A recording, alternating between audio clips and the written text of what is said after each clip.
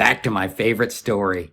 Hey, I am Chuck the Bureaucrat, and the last time that I was talking to you about chimpanzee politics, I warned you that I might not be able to resist the excitement of telling you a second story because I just love this book. Last time we talked, I focused on behaviors of individuals, but today what I want to do is I want to focus on techniques that were used in power takeovers detailed in this book. Now, I'm not going to give you the minute-by-minute details that you can get by reading the book. In fact, I'm not even going to go through all the details of how the power takeovers happened because I want to do a high-level job of focusing on these techniques. All right, first things first, let me introduce you to the key players in this story. It's 3 adult male chimpanzees, Eurowin, Louet, and Nicky. Their story plays out in a spacious enclosure of the Arnhem Zoo where there's about 30 chimpanzees. Eurowin is about 30 years old and Louet's about 25. They have known each other for a long time. They were brought here from the Copenhagen Zoo and they have spent years living in the same cage. When he arrives, Louet is still youthful, full of energy and mischief. Eurowin, he's starting to gray. He's more staid, and he's showing some decline in physical ability. And right from the start, Eurowin dominates Louet. Meanwhile, Nicky comes to the zoo from the Holiday on Ice review. He's 10 years old, he's just started to enter puberty, and that's kind of the reason that the show people didn't want him anymore. Nicky is a ball of energy, and he will be the catalytic force for everything that follows. And Nicky is an up-and-coming contender who might be years away from being able to single-handedly take the top spot. Now, the author of the book, Frans de Waal, makes a distinction between what he calls real dominance and formal dominance. Real dominance is the sum total of all the aggressive interactions between 2 individuals. And the results of aggression can never be entirely predicted. So real dominance is more flexible, it's more plastic. Meanwhile, formal dominance is virtually frozen, and it's characterized by greetings, where a subordinate individual will make a display of submission to a dominant individual. The thing is that real dominance and formal dominance can get out of alignment. If an individual starts to win more and more aggressive interactions, he's going to take notice. And if that shift in real dominance persists, then the formal greetings are going to become more and more hollow, and they might stop altogether. You can accuse me of taking these observations about one group of chimpanzees too far, but I argue that this idea of real and formal dominance parallels our own world. In fact, Army leadership doctrine makes a very similar distinction between formal leadership and informal leadership. Formal leadership is granted by virtue of positions or ranks, while informal leadership, that's the result of personal initiative, experience, special knowledge, and skills. It's as if the 21st century military mind is completely in tune with primate behavior. The other thing about de Waal's real and formal dominance is that they are constantly at play. Dominance constantly has to be demonstrated, both the real and the formal. And, at least among the chimpanzees at the Arnhem Zoo, real dominance tends to shift first, and the changes in formal dominance, they're more nuanced, lengthy, and complicated. The reason for this is because the real dominance between 2 individuals can be settled between them with a single fight. But formal dominance has to do with converting the organization, getting them to see that an actual shift in power has happened, and the challenger has to demonstrate that they can maintain the new hierarchy.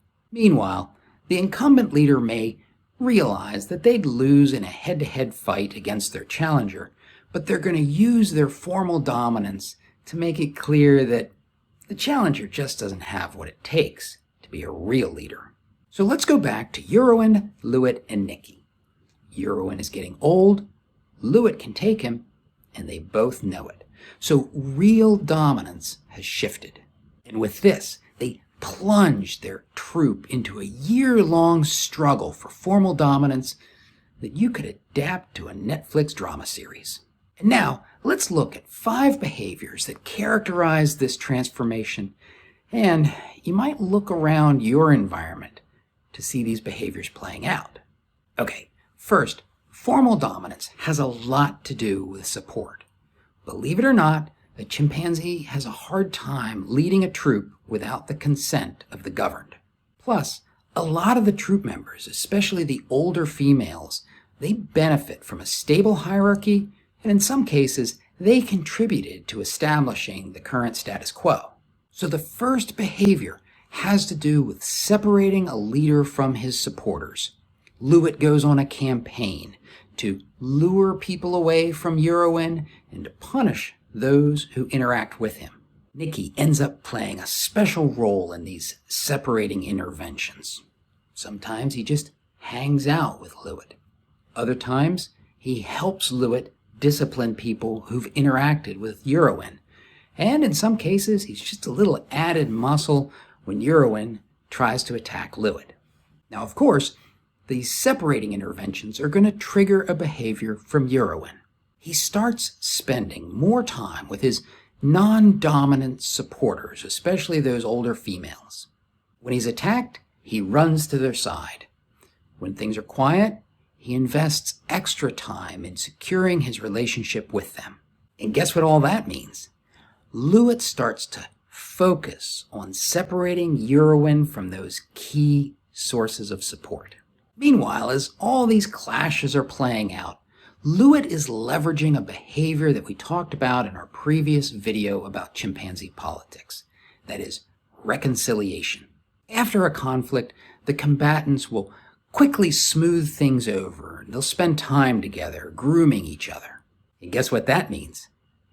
It further separates the leader from his supporters, because now he has to spend all of this time with his challenger. And you can just imagine what Lewitt is doing while Eurowin and Nicky reconcile after a fight. He's building his support network.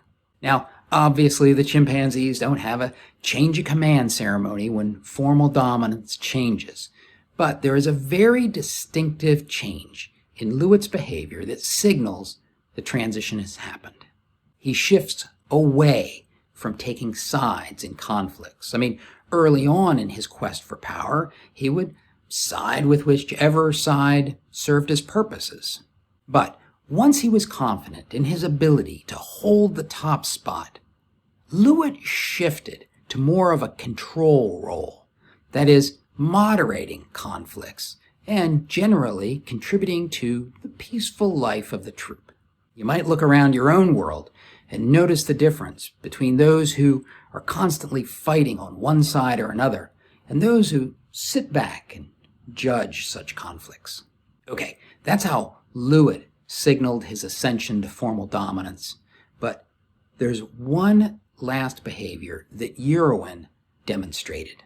In response to his overthrow, Eurowin would throw temper tantrums, these hysterical bouts of barely concealed rage and despair. As Eurowin's sense of powerlessness increased in the face of Lewitt's ongoing challenges, so did the intensity of these tantrums.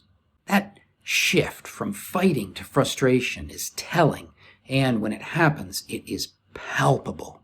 Now, you might not see this kind of shift at work because the military has some really nice face-saving techniques for the transfer of formal leadership. But when you see a leader throwing tantrums, you might want to attune yourself to what's going on, if only to protect yourself in that time of turbulence. So eventually, Lewitt achieves formal dominance over Eurowin. But don't feel bad for Eurowin. I mentioned that there were actually 2 power transfers that happened during this time period. In the second round of struggles, Eurowin allies with Nicky, and essentially uses these same techniques to install Nikki as something of a puppet. But that's enough about chimpanzees for today. Let's get back to work with this video about clearing post.